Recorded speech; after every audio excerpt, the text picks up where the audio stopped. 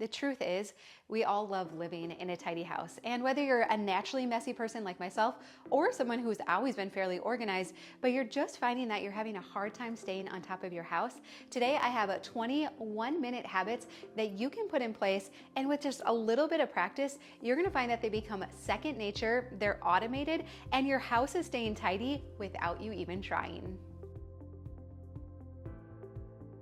And I do want to let you know that the idea for this video came from a similar one that Joshua Becker did, and he inspired my minimalism journey. I know there's a good chance that he's encouraged you as well, so I'll put a link to his video down below. But of course, I had to put my own spin on it too. So number one is to not make your bed.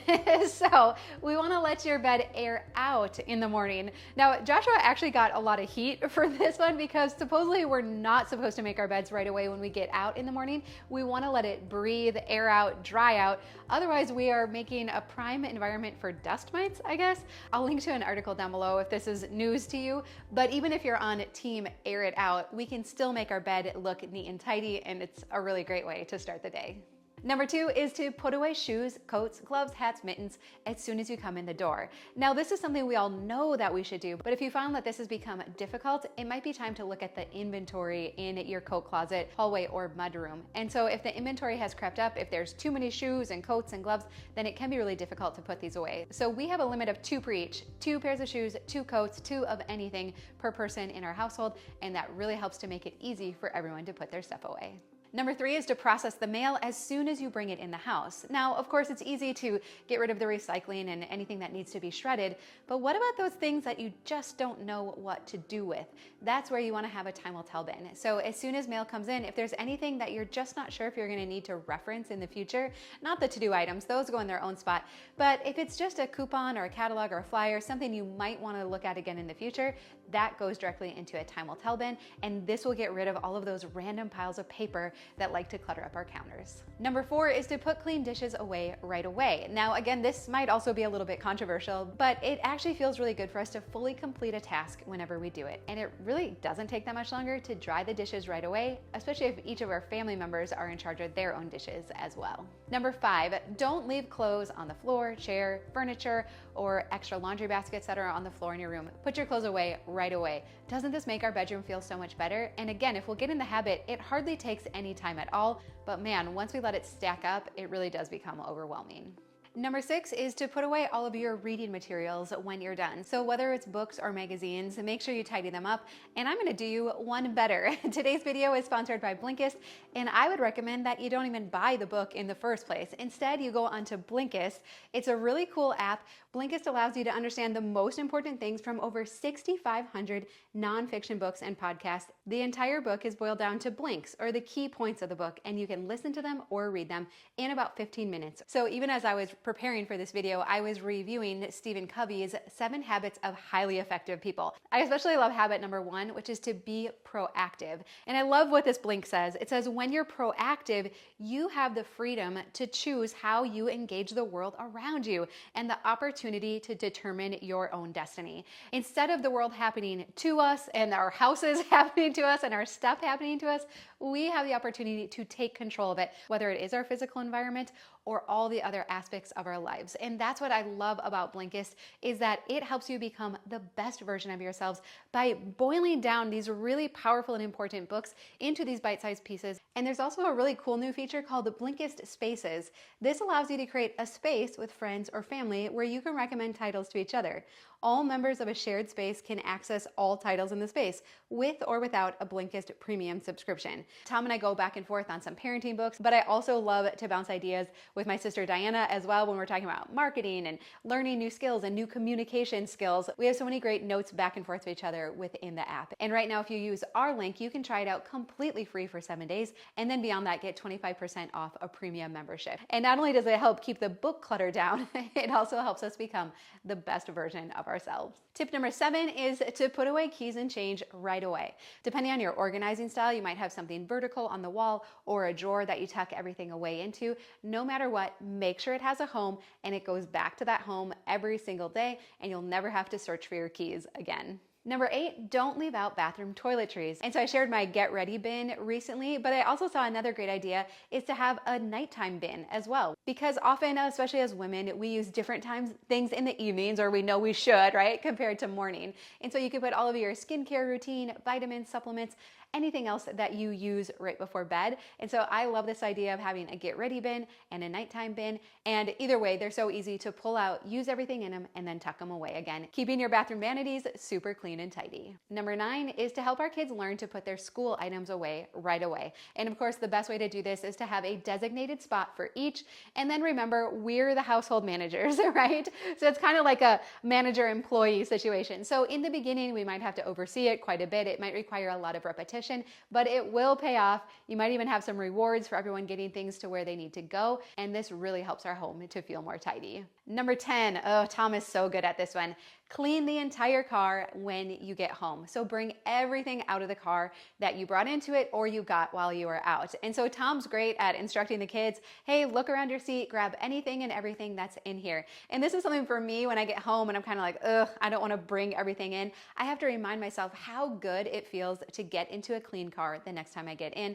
And especially if you're ever surprised with needing to drive someone else around, it does feel really good to have a clean car. Number 11 is to wash your dishes immediately. Now, again, this is something that might be a little controversial, but I've heard it said that we don't want to let yesterday carry over to today. We don't want to be cleaning up yesterday's dishes. Whenever we have a meal, it's really nice to do the dishes right away and fully complete it. And again, I do expect some pushback on this, but I think what you'll find is dishes that have just been used, you just finished eating, are very easy to clean, wash out quick, dry, and put away. And again, especially if we're having the same expectation of the other members of our household. And so this is a new habit to instill, but it is actually very quick and easy. We do this often. We kind of go back and forth between hand washing them right away or running the dishwasher at the end of the day. But either way, fully doing the dishes after each meal is a game changer. Number 12, store away kitchen appliances. And again, this does take a little bit of practice. And we do leave out our coffee maker, but beyond that, even our really heavy stand mixer, we put all of our appliances away. For the toaster, we have it in a little bin so that the crumbs don't get everywhere when we're bringing it in and out. But again, this leads to the visual simplicity, our kitchen feeling very neat and tidy. It does take a little getting used to, both the habit of putting it away and having your kitchen counters completely clear if you're not used to it. But after a while, man, your brain is going to love it. Our brains love order. They want everything to have a place and be in its place. And so by doing this, we are keeping our kitchen very orderly and our brain loves it. Number 13 is to pick up toys multiple times throughout the day. So I like to anchor this to meal times. So every time before we're going to eat, the kids do a quick pickup while I'm preparing the meal. And a great way to know if your kids have too many toys is that at any age and stage, they should be able to clean up their toys on their own. And if they're struggling with this, I love the tip to say that if you pick it up, you can keep it. If I have to pick it up, I have to keep it. And sometimes if it's something inexpensive or broken, that means I will just throw it away. If it's something a little more expensive, or maybe they're just having a bad day, I might tuck it away for a little while and let them earn it back. But I love this. If you pick it up, you can keep it. If I pick it up, I keep it. Number 14 is to tear down cardboard boxes right away. All those Amazon boxes and other boxes we can get in the habit of tearing them down right away and mostly recycling them. Unless you need more donation boxes or you know for sure you're going to use them, let's not keep them for someday. They come in so frequently, let's also move them out right away. Number 15 is to get donations into donation boxes right away. So I've shared the tip to have a donation bin in every closet. So if you put on some clothing in the morning, you don't love it, throw it directly into the donation box. Instruct family members to do the same. I also like to just have a general donation box out all the time. So if we come across anything that needs to be donated, it can go to the donation box right away. The decision is made and I don't have to think about it again. Number 16 is to return chargers and cords when not in use. And so there's lots of creative ideas for having charging stations now, but either way, if a cord isn't being used, let's put it away right away. So if something's plugged into it, it can stay out. If not, it gets tucked away. Number 17 is to always take advantage of garbage day. So I love on garbage day to take a trash bag, whether it's a full-size garbage bag or just a plastic shopping bag, and to go around the house and look for anything that needs to get thrown away. So is it broken, worn out, just overly used? Garbage day can turn into this great trigger to make a quick pass around your house. It's contained, it has to be completed before the garbage comes out. Set a limit like one bag and you will be amazed. Even if you think you have no broken, worn out extra stuff around your house, you will be amazed what you come up with each garbage day. Along those lines, number 18 is to empty full trash bins right away. Now, we have 4 little helpers around our house right now, so we've gotten pretty good about it. But I know in the past, Tom and I weren't always so great. So as soon as the garbage gets full, go ahead and take it out. Otherwise, isn't it amazing how garbage gets stacked on the counter next to the garbage bin, and we're less likely to throw stuff away. Number 19 is to throw away expired food. Now, this can be tricky for people because I know what you'll probably say is that just because it's expired doesn't mean that it's bad. I understand that, but let's look at the data here. What it's telling us is we just haven't been using that type of food. So either commit to using it this week in your meal plan or be willing to move it out of your house. I know it's hard to throw away perfectly good food, but we can't donate it. And again, that's data. We're not using that type of food right now. And moving forward, we'll be much more careful when we're grocery shopping. We're gonna match the inventory to our season of life and try to only keep on hand foods that we use week in and week out. It takes a little practice and adjustments, but over time, you won't have any food waste anymore. So let's part with the expired stuff now and free up some extra room in your pantry and fridge. And then number 20 is to put your tools away right away, whether it's gardening tools, if you've been working around the project around the house, even crafting tools.